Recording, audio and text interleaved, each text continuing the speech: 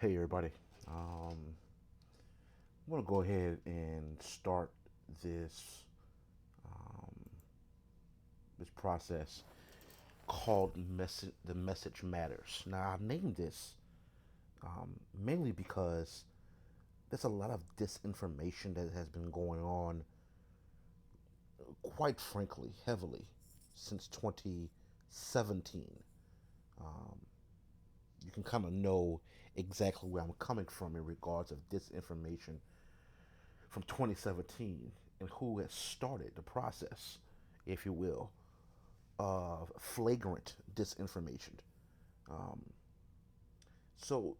this really lies heavy upon one side of the political aisle as opposed to the other. However, um, while the PowerPoint presentation will talk specifically about one side of the aisle, preferably 45's camp, I'm going to blend in some issues in regards of independence and democratic ideology that has also spread this disinformation, um, lies, in the words of Kellyanne Conway, some alternative facts.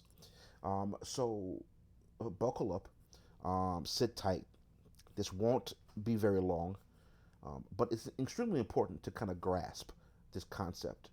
Um, this um, PowerPoint, quite frankly, in the time in which we are in right now, is important to discuss. So let's go about discussing um, the concept of the message matters. Now, first and foremost, what is messaging?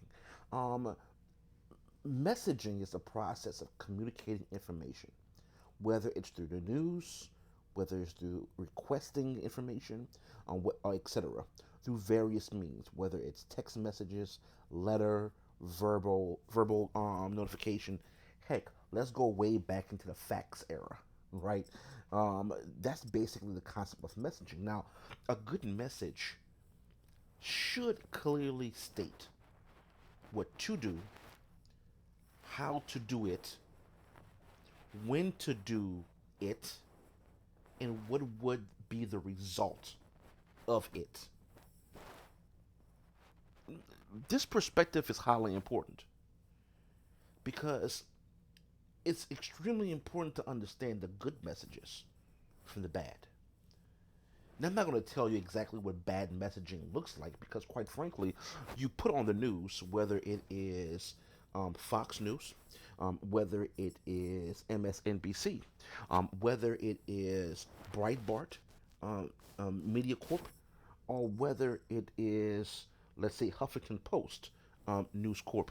It's all relative to it. And there's the opposite end of the spectrum, right? Left to right, right to left, right? Um, However, good messaging, good journalism, good information is based upon those to dos, right? The what, the how, the when, the what would be the result of it, which is much more important than anything else because messaging has specific results.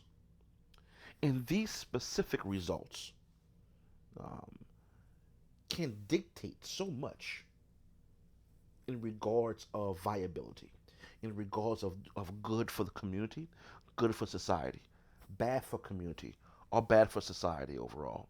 All these concepts come to be about and extremely important to grasp. But the next concept is that information which is relevant to a particular set of audience constitute the message. And otherwise, for them, this is noise. Allow me to explain it to you this way. So, information from specific source itself sets the stage for the audience. A better example of this is that let's go with the far end of the spectrum. For instance, let's talk a little bit about, to me, the easy part, Fox News. Um, while there are good journalists on Fox News, um, in particular George Wallace, um, there are individuals that consider themselves to be journalists, but they know what their audience happens to be. They know who their audience are. They know how to grab that audience based upon surveys that's sent out to these individuals, and they get these individuals out and utilize that to formulate their messaging and their program, because they know at the end of the day they're trying to get ratings, and the type of information they are giving, what constitutes that particular message, they're looking for a specific result, and that result is to pander to a specific subset of individuals within that particular party. Now, on the opposite end of the spectrum, is very much the same way, right? Let's talk about MSNBC. And you have individuals such as Ari Melber, or maybe individuals such as um, um, Chris Hayes, highly intellectual individuals that have a specific agenda, and that is to pander to a certain extent to certain media hypes, to certain subset of individuals based upon their ideology. Let's go further left to what we call TYT, or the Young Turks. They are very much more progressive than your MSNBC, um, and these Young Turks, um, um, ran by Chick Jurgen, and also major anchor by Anna Kaspersian. Um, Great individuals, highly intelligent, passionate man and passionate woman within that organization. They pander specifically to a certain subset of individuals themselves. Highly progressive, hyper progressive, if you will, individuals that lean heavy to the left, democratic socialists, even a socialist ideology similar to ideology that many other countries may have, such as Norway, such as Sweden, and so on and so forth. They pander to a certain subset of people, and their messaging is specifically for them. While I look at Fox News as noise, right? One of my good friends look at MSNBC and the Young Turks as just noise, because the message that that particular organization or those organizations are sending out to the opposite end of the spectrum is just noise. But to their body base, their base itself is much more than just, it's not noise, it is a true message. The message must be motivating to said group of individuals, which is why messaging is so important. When we get messages, let's say text messages, we read these messages, and we have a specific ideology of what that message means to us, and we assert our opinion based upon what we read and how we interpret it. The message is a motivating factor based upon how we see it and how we read it and how we analyze this concept, which also leads to, excuse me, to the three parts of messaging.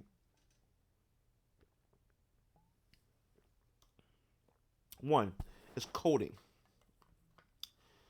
See, code is anything which has a group of elements, like vocabulary, vernacular, if you will, and instead of procedures for combining those elements meaningfully in a structure, so utilizing vernacular into a specific structure for understanding. Now, it can be defined as any group of symbols that can be structured in a way that is meaningful to some person, right? I should have put some person with similar, if not the same, ideological stance.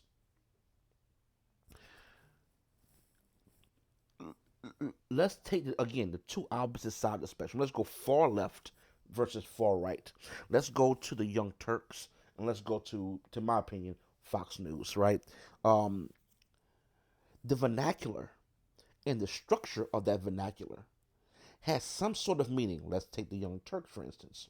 To young, hyper progressive um, individuals of various races, various subset of religious ideology, and various subset of sexual ideology that believe overall that government has a responsibility to assist the poor and impoverished, but more importantly, put things on equal playing field, even if at the end of the day it can it will bother a large subset of people.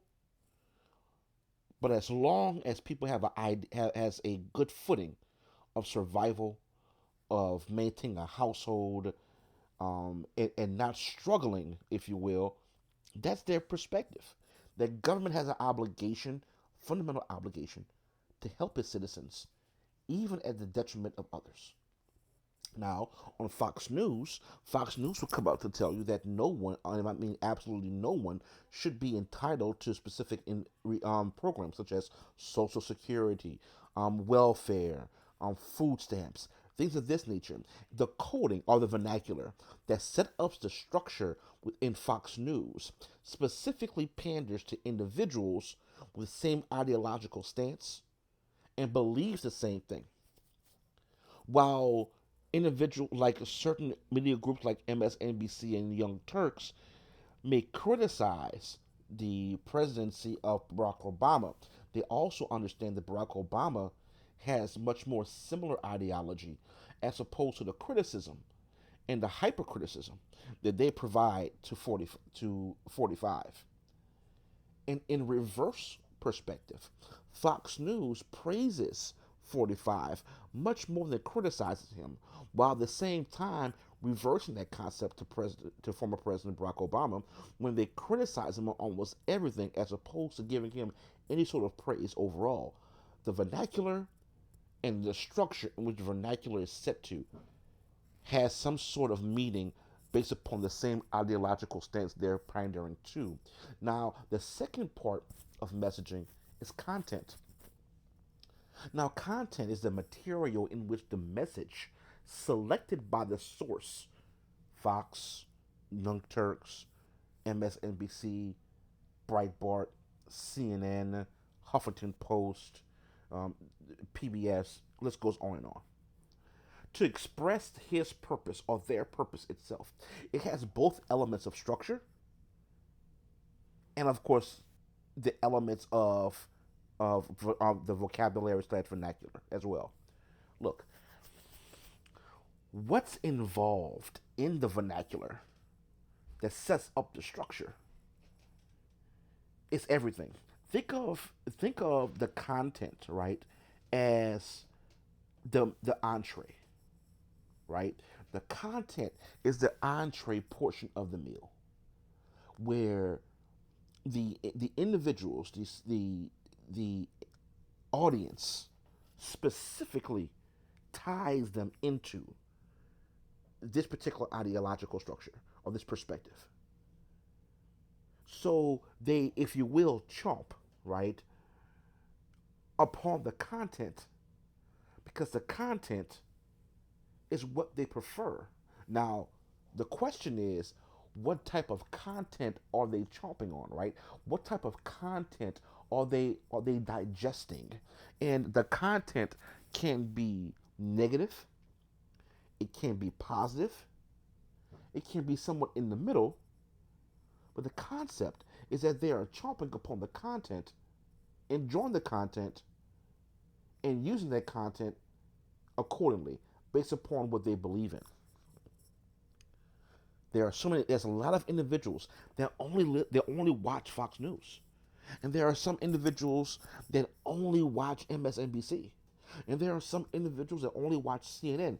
So there's a major part of the content that they want to obtain and absorb because it fits within their vernacular. It fits within the structure. It fits because they have the same ideological stance as said organization and company. Now, the third part of the messaging is the treatment. This concept is extremely important, almost as important, excuse me, as the content. In other words, decisions made by the communication source in selecting and arranging both code and content in order to achieve comprehension of the parts of the receivers. Look, the the way to really assess and analyze the concept of treatment is that these are decisions made by the communication source.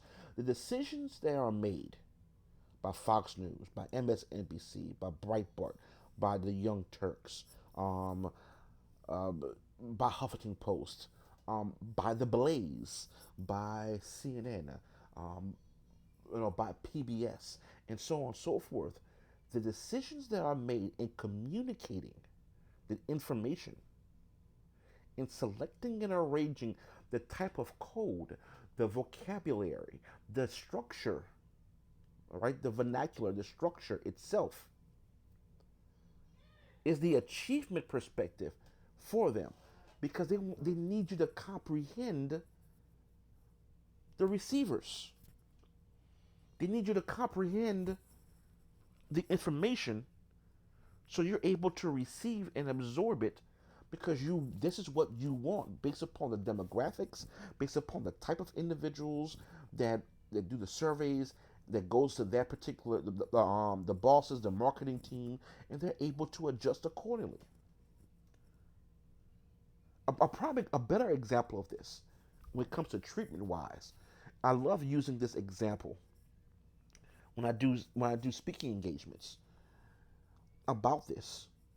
I love using Ari Melber from MSNBC as an example. Every now and then, Ari Melber uses hip hop vernacular and structure his show called The Beat. By the way, The Beat is on purpose. It serves as a double conundrum, right? It serves the concept that number one, it talks specifically about the beat, like news beat. It is the news beat. Normally, when you get a news breaking news source, is usually called the beat. Specifically, when it was used in the 40s, the 50s, and 60s, even the 70s, it was called the beat. But also, it's used in the double entendre in regards of the beat also because, quite frankly, the beat is basically like the beat to a song, a beat, a rhythm, right?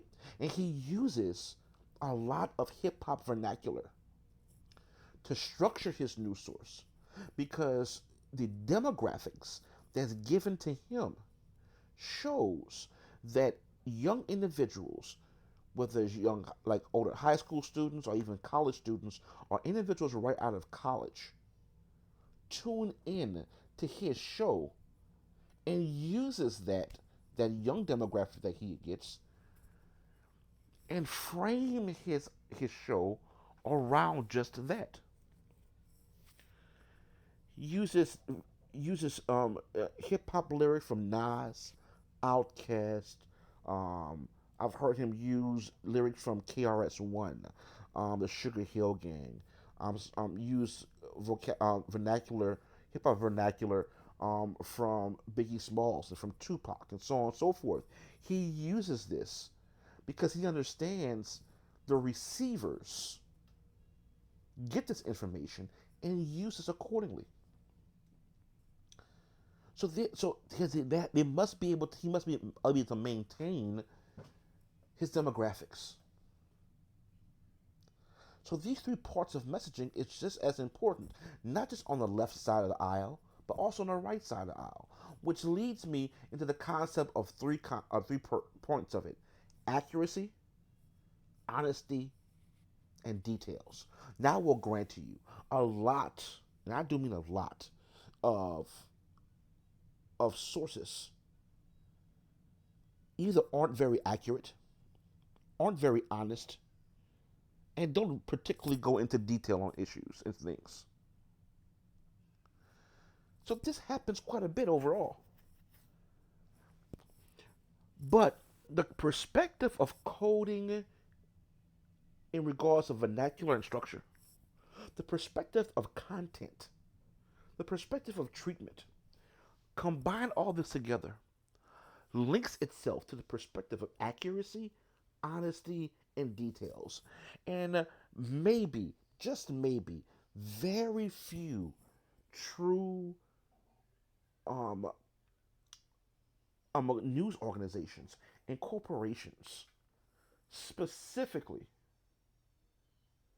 utilizes these three things and make which in turn make their stories accurate, honest, and detailed. Let me give you an example of some things. The damage of inaccurate and unfocused messaging. Now, you look at this on the left hand side, you might be saying, boy, you really honing in on diseases in 45. And the reason why I do this is because, quite frankly, it's the best concept to use. Now, in the very beginning, I did say that I'm going to blend in areas of democratic points where it was blatant misinformation or alternative facts, right? Bear with me. Let me get the easy stuff out the way because it's just plain easy. Now, look at the damage which misinformation and inaccurate information does, especially when it's sent out to the public. For the public to consume the lies and distortion of information. Look, the concept of messaging is not just important, it's vital. Because the the perspective of this in regards of messaging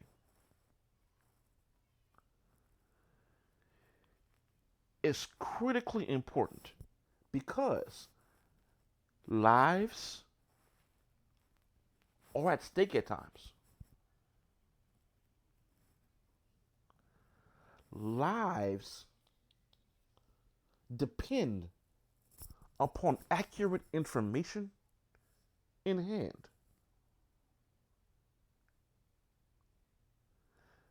In other words, if information has been distorted, if information is not truthful,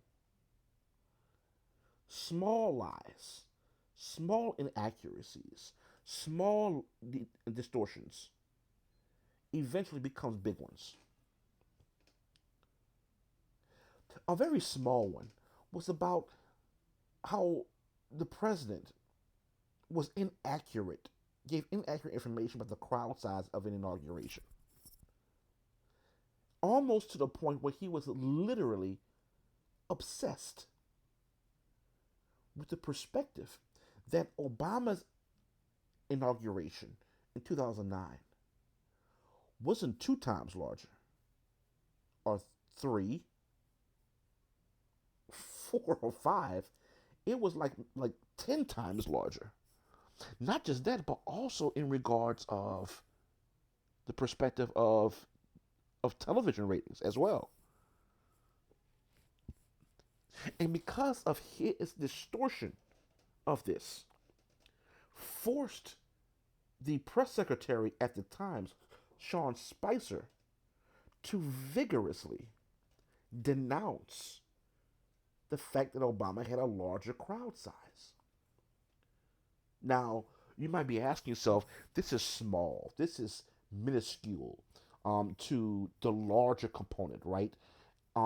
Yeah, I agree. But this is important because the smaller portion of it will grow into a larger portion in regards of Russian involvement in 2016. Look, whether our president want to continuously say that Vladimir Putin had no involvement in the 2016 presidential elections, our intelligence agencies all of them say otherwise.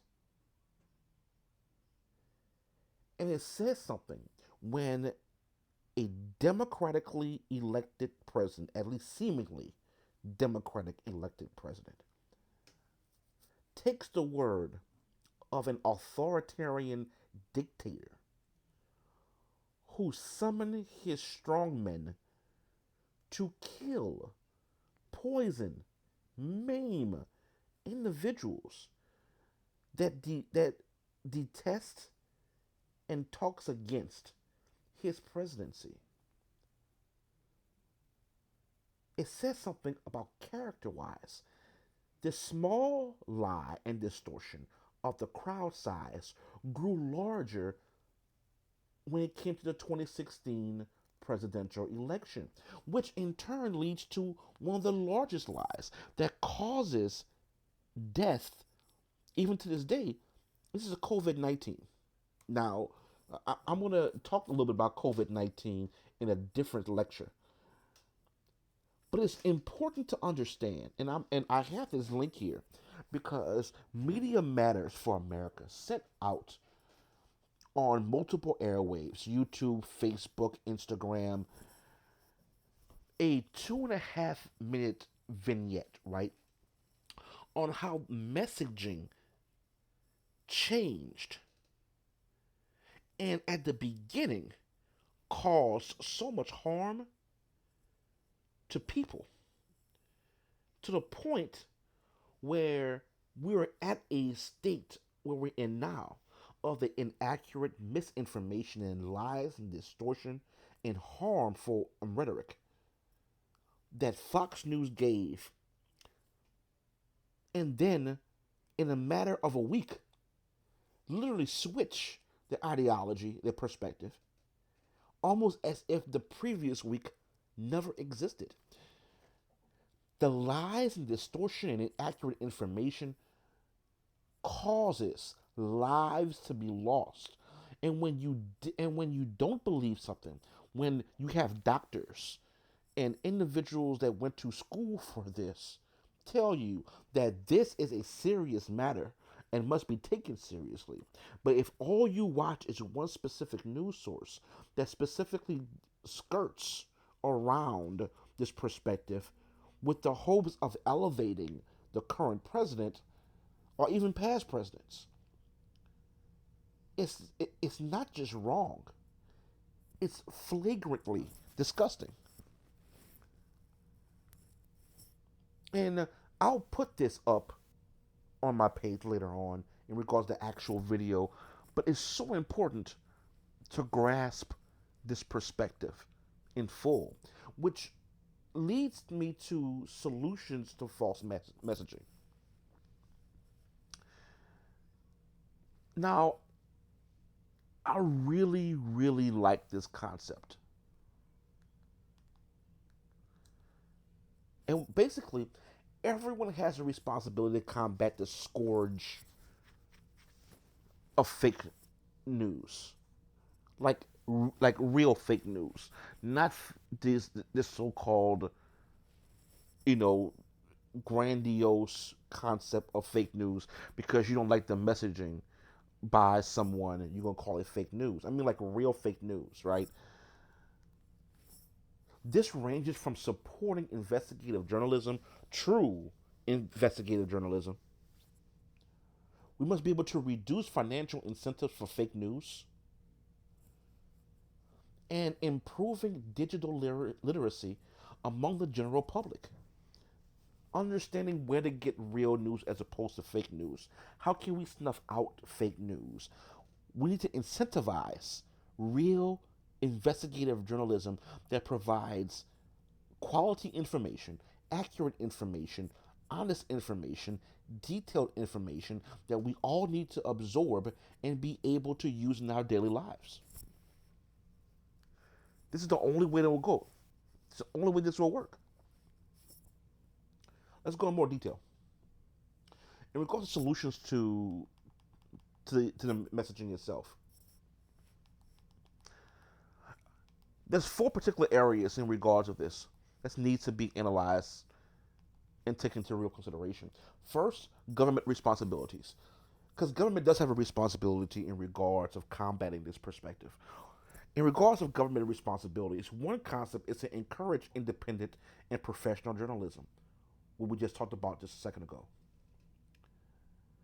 The second concept is to avoid crackdowns on the news media ability to cover the news. For the president to talk about your fake news and for the president to go about talking about quality journalists and talk down upon them as if they're animals or dogs, but uplift messaging that he likes is not only ridiculous, quite frankly, it's childish. Government has a responsibility to crack down on the news media, has a responsibility to avoid the crackdown on the news media ability to cover the news in an objective manner. But just the same, government responsibility also deals with that they should avoid censoring content and make online platforms liable for misinformation. In other words, if there is blatant misinformation that's given by the news media or such news media, it should be the government responsibility to take action upon them, the inaccurate news media itself, not the coverage that the president dislikes, but but but dishonest information. The second solution in regards of this is news industry actions. Now the news industry has actions they have to abide by also. One of them is to focus on high quality journalism. I should have underlined journalism, but high quality journalism that builds trust and attracts greater audiences. Look, building trust within your fan base, within your market, is a given. You're going to get that. Don't use that to provide or to pump out your specific propaganda. But news media also can take action by calling out fake news and disinformation without legitimizing them. In other words, you can't, number one, Fox News or MSNBC just can't say, "Oh, that's fake news," and move on to something else. This is fake news. Here is why it's fake news. I have a disclaimer by saying because this is fake news, please take this news organization, or maybe or please take this journalist or this on-air personality with a grain of salt based upon the information that he or she provided. The third one is technology companies' responsibility. Now, tech companies have a responsibility as well. One, tech companies must be able to invest in technology to find fake news, identify fake news for users through advanced algorithms and crowdsourcing. In other words, technology companies like a Facebook, even though they won't do it, like an Instagram, like a Snapchat, or like any other news or technology company, must create advanced algorithms to show that this is fake news. Provide that disclaimer to you, the American people, or to the global society, and utilize crowdsourcing to do such a thing. Take advantage of young people that really want to do good in society through technology. Hire them to do just this. Tech companies should also make it hard to monetize on hoaxes. So individuals that come up with these ridiculous, grandiose conspiracy theories, just with the hopes of getting a whole bunch of subscribers, so they're able to monetize based upon these lies, innuendos, falsehoods, and negative narratives, it must be 100 times harder to do just that. They must be able to prove, or tech companies must be able to show that they must prove that the information that they are giving and distributing is legit with evidence and information that's feasible. But the third concept in regard to technology companies' responsibilities are that strengthening online accountability through stronger real name policies and enforcement against fake accounts. In other words, technology companies must come across and create real name policies, policies that actually come up with real legitimate perspective and harsh penalties must take into account of this. They must create this, disseminate this throughout their particular organization, but also disseminate this to people who are online right now trying to capitalize and monetize on fake news, on negative perspective, dishonest information. And the last solution comes from the educational sector. And what I mean by educational sector is that funding efforts to enhance news literacy should be a high priority. In other words, we must be able to education. There must be some type of funding to educate the people, enhance the news literacy itself, make it a high priority overall to understand what is false messaging. But the second concept of educational institutions, the education is especially important for young people.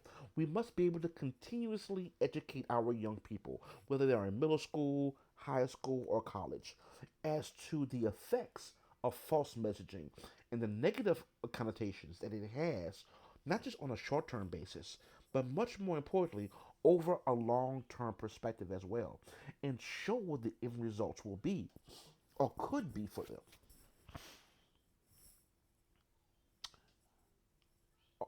Now, also note, oh, good lord, excuse me. This kind of ends the PowerPoint presentation itself. However, it's important to grasp and understand this. While this picture here shows a couple of individuals at the podium providing a PowerPoint presentation to hundreds of young people, I put this picture here because those presenters understand the power that they have right now. And they know the responsibility they have to provide accurate information to these young people is critical. Because these young people are going to use this information once they leave those doors to possibly do something great in society, in their community, in the United States, and in the world. And we have that same responsibility overall to do that as well. Hopefully, you enjoyed the PowerPoint presentation that you just received today. Um, I'll have more information and more PowerPoints in regards to this of new information like COVID-19, like the presidential Democratic race, and so on and so forth. So I'll provide all this information for you as well, and hopefully, if you have any other questions, comments, concerns, you'll be able to email me. Overall, I'll be more than happy to provide to answer all your questions that you have as well. I will talk to you all later. Have a great and blessed day.